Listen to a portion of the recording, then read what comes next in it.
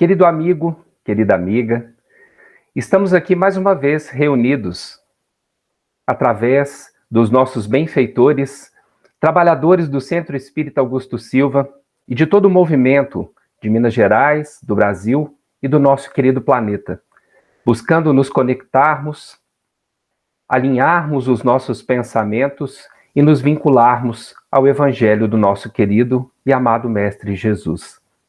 Nestes momentos em que estaremos juntos, buscaremos à luz do Evangelho a reflexão para seguirmos nossa jornada, fiéis e confiantes do amparo dos nossos benfeitores.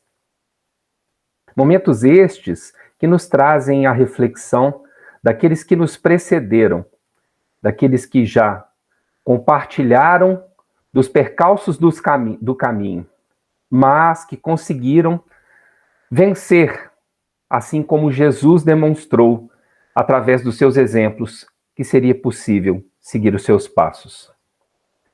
Nossa mensagem do dia de hoje é intitulada O Alimento do Corpo e da Alma, uma mensagem extraída do livro Vinha de Luz, onde Emmanuel traz valiosas reflexões em torno da carta de Paulo aos Coríntios. Emmanuel começa a refletir nessa mensagem, intitulada Manjares, com o seguinte trecho da carta. Os manjares são para o ventre, e o ventre para os manjares.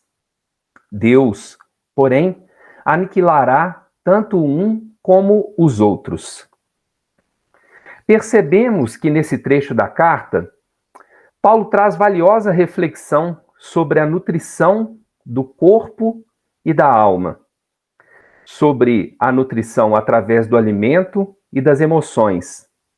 Mas é necessário entendermos um pouco mais qual o contexto que Paulo traz esta reflexão, para que seja possível buscarmos, através dos primórdios do cristianismo primitivo, entendermos o pensamento e o sentimento daqueles que nos precederam. Emmanuel começa trazendo a seguinte reflexão. O alimento do corpo e da alma, no que se refere ao pão e à emoção, representa meio para a evolução, e não o fim da evolução em si mesma. Há criaturas, no entanto, que fazem do prato e do continuismo simplista da espécie únicas razões de serem toda a vida, trabalham para comer e procriam sem pensar. Importante refletirmos nesse pequeno trecho, onde Paulo traz duas reflexões importantes. A primeira é a nutrição do corpo necessária ao nosso cotidiano, nós que somos espíritos encarnados, bem como do nosso processo reprodutivo, no qual nos permite a perpetuação de nossa espécie e, sobretudo, garantir as experiências por vindouras daqueles seres que reencarnam sucessivamente. Mas como nós podemos perceber, Paulo traz a seguinte mensagem.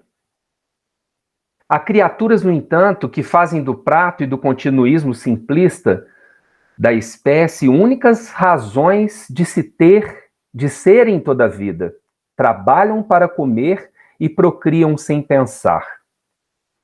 Se nós refletirmos sobre nossa conduta, tanto do campo nutritivo, que alimenta o nosso corpo, máquina fundamental para a manifestação do espírito, assim como a forma de nos reproduzirmos, viciamos o nosso aparelho físico. Sobrecarregamos as nossas faculdades fisiológicas, a título dos prazeres do mundo, buscando de forma irreflexiva, às vezes, em muitos casos, de forma desmedida, atenuar as nossas dificuldades, alimentar o nosso psiquismo de situações em que nos impedem de enxergarmos, assim como Paulo nos convida.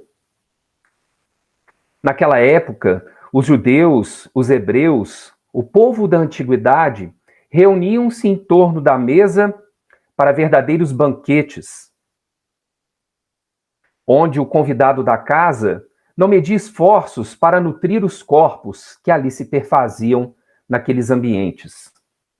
As pessoas, por meio das festividades, se alimentavam, se inebriavam por meio das bebidas alcoólicas. E se nós refletirmos até os dias de hoje, conduta similar se faz presente em nossas casas, em nossos ambientes festivos. Muitas das vezes de forma irrefletida, muitas das vezes de forma inconsequente, trazendo complicações de ordem orgânica. Assim como também naquela época era comum a poligamia. Homens se casavam com mais de 2 mulheres, 3, compondo o seu lar de experiências sexuais desregradas, desvairadas. E certa feita, na obra Paulo Estevão, percebemos que Saulo recebe os convites, quando ele perde a sua amada, para se animar com seus amigos, para esquecer a dor de perder a mulher amada. E nessa frase, trazida também na carta de Paulo aos Coríntios, no versículo 12, anterior àquele trazido anteriormente, nós já percebemos a construção espiritual de Paulo, aqui já a figura de Paulo presente. Todas as coisas me são lícitas, mas nem todas as convêm. Todas as coisas me são lícitas, mas eu não me deixarei dominar por nenhuma. Aqui Paulo traz, sobretudo, a grandeza espiritual ou a consciência espiritual daquele que entende de que tudo nos é facultado a experimentarmos por meio da vivência na carne. Mas nem tudo nos convém diante da perspectiva da nossa verdadeira natureza. Somos espíritos encarnados, buscando vivenciarmos e experimentarmos uma vida espiritual na carne. E não ao contrário, como já nos iludimos por várias experiências reencarnatórias, onde acreditávamos que éramos espíritos materiais em que, em certa feita, tínhamos contato com alguma essência, alguma experiência espiritual. Mas, como nos deixa claro Paulo, assim como nos advertira Jesus diversas vezes, somos espíritos. E a doutrina espírita consolida esse processo, porque Emmanuel continua refletindo no livro Vinha de Luz. Quando se lhes fala do espírito ou da eternidade, vocês sejam despreocupadas, quando não trocam aflitivamente de assunto. Quando estamos em algumas conversas com determinados companheiros que não comungam das mesmas ideias, da efetividade dos mesmos pensamentos, percebemos que muitos acreditam que a conversa de que somos espíritos não fazem parte do cotidiano. É como se falássemos de algo até mesmo sobrenatural. Emmanuel continua: efetivamente, a satisfação dos sentidos fisiológicos é para a alma o amparo que o solo e o adubo constituem para a semente. Realmente precisamos do amparo da alimentação que nutre o corpo. Precisamos das emoções, das experiências que nos fazem refletir sobre campos emocionais que nos permitam enxergar de uma forma mais ampla a nossa verdadeira essência. Assim como o adubo alimenta e faz com que a semente germine e cresça. Mas ele admite a seguinte: todavia, se a semente persiste em reter-se na cova para gozar as delícias do adubo, contrariando a divina lei, nunca se lhe utilizará a colaboração preciosa. Se continuarmos vinculados às experiências materiais, acreditando que essas experiências são a nossa verdadeira essência, são aquilo que realmente importa em nossa jornada, perceberemos por meio das provações, por meio dos processos expiatórios, através dos equívocos amealhados em várias experiências encarnatórias, o sofrimento que iremos construir em torno da paralisia ou da miopia espiritual diante da nossa grandeza e da nossa verdadeira essência. Emmanuel continua: valioso e indispensável à experiência física é o estômago. Veneráveis e sublimes são as faculdades criadoras. Realmente é valorizado por Emmanuel. Temos a necessidade de caminharmos por meio da nutrição. Temos a necessidade das experiências reencarnatórias sucessivas e por meio dessa sublime faculdade criadora, além de procriarmos a nossa espécie, temos a oportunidade de alimentarmos sentimentos sublimes, de espiritualizarmos a faculdade que nos permite perpetuar a nossa espécie. Urge, contudo, entender as necessidades do espírito imperecível. Sobretudo, se percebermos em que nossa mesa, às vezes farta, se depara com um amigo ou vizinho próximo de nós, com a mesa escassa, necessitando de apoio e de amparo, onde nos abastecemos tanto dessa experiência egoística de retermos e de termos, e de banquetearmos de forma inconsequente, não termos condições de experimentarmos que a alimentação ela deve ocorrer de forma frugal, de forma a nos trazer a energia necessária para continuarmos a experienciarmos.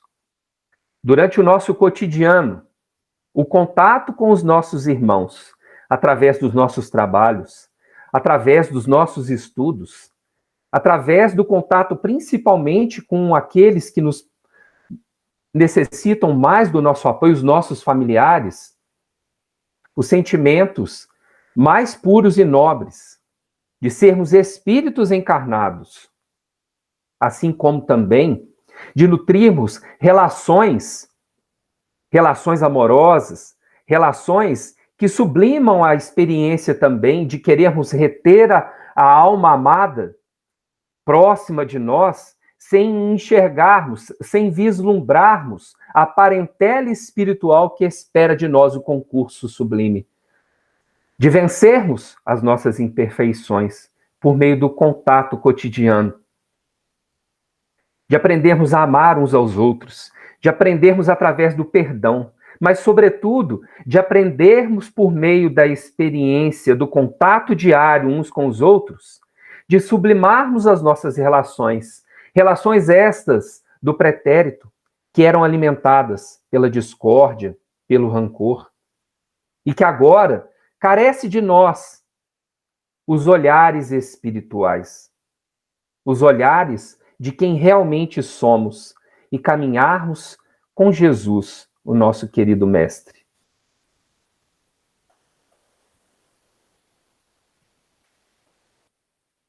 Na questão 908 do Livro dos Espíritos, Kardec comenta, para elucidar um pouco mais, a gravidade das nossas percepções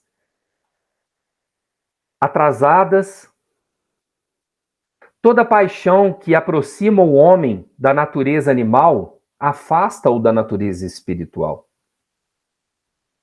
Se continuarmos achando extremamente normal ou comum termos uma mesa tão farta, ao ponto de desperdiçarmos tantos recursos às vezes não renováveis da nossa natureza, de termos experiências sentimentais deletérias, de substituirmos-nos uns aos outros, de forma a descartarmos as relações, perceberemos que estamos desperdiçando as oportunidades sagradas que nos são confiadas. Agora, todo sentimento que eleva o homem acima da natureza animal denota predominância do espírito sobre a matéria e o aproxima da perfeição. Jesus nos traça o roteiro. Os nossos benfeitores espirituais confirmam, por meio das questões discutidas aqui, por exemplo, por Kardec, que a nossa natureza espiritual deverá sobrepor a nossa natureza animal. Que essa experiência material, ela deve ser comandada pelo espírito e não o inverso. Que deveremos trabalhar por espiritualizarmos essas experiências. E muitas das vezes nos questionamos, mas como? Como conseguiremos espiritualizarmos-nos? Kardec, na questão 919, pergunta aos espíritos qual o meio prático mais eficaz que tem o homem de se melhorar nesta vida e de resistir ao arrastamento do mal. Santo Agostinho, o espírito que traz a resposta, nos lembra o indicativo de Sócrates, onde ele nos convida a conhecermos a nós mesmos, de visitarmos o nosso interior. Por meio do processo meditativo, não aquela meditação somente contemplativa que nos impede de agirmos com Jesus, de estarmos lado a lado com Cristo, mas aquela meditação, claro, que nos faz mergulharmos em nós mesmos, mas, sobretudo, que nos permite caminharmos por meio de atitudes colaborativas no nosso cotidiano, no nosso local de trabalho, dentro dos nossos lares, nos convites que pareçam mais inusitados do nosso dia a dia, mas que trazem muito destas oportunidades. Eles também nos asseveram, Emmanuel, esclarecimento pelo estudo, crescimento mental pelo trabalho, iluminação pela virtude santificante, são imperativos para o futuro estágio dos homens. Por meio do estudo, por meio do trabalho, por meio desta iluminação, nós conseguiremos avançar. Quem gasta o tempo consagrando todas as forças da alma, as fantasias do corpo, esquecendo-se de que o corpo deve permanecer a serviço da alma, cedo esbarrará na perturbação, na inutilidade ou na sombra.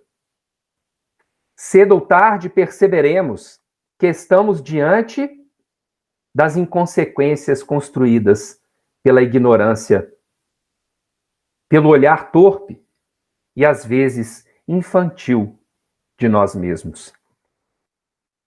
Para a comunidade dos aprendizes, aplicados e prudentes, todavia, brilha no Evangelho o eloquente aviso de Paulo.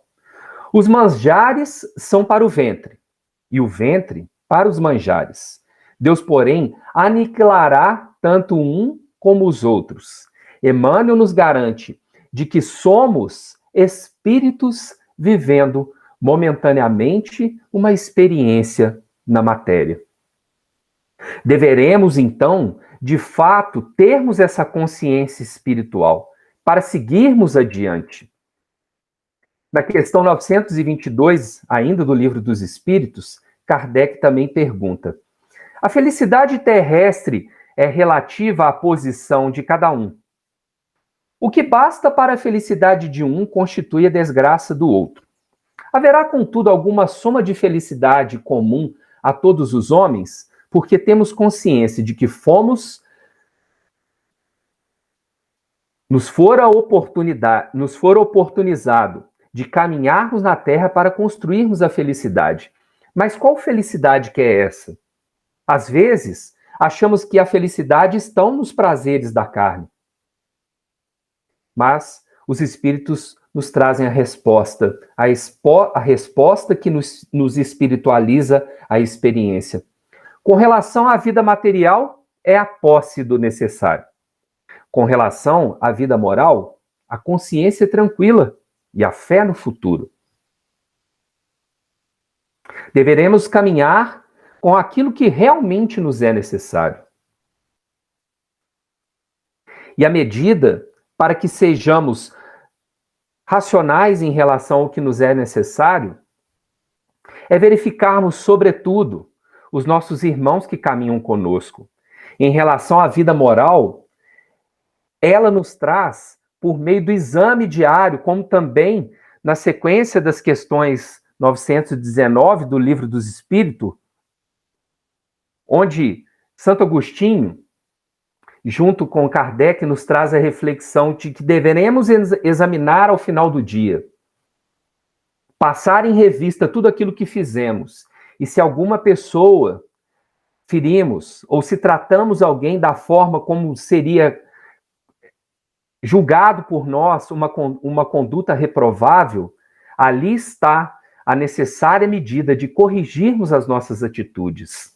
Pois assim construiremos essa consciência tranquila por meio do exercício de nós fazermos pelo outro aquilo que gostaríamos que o outro fizesse para conosco.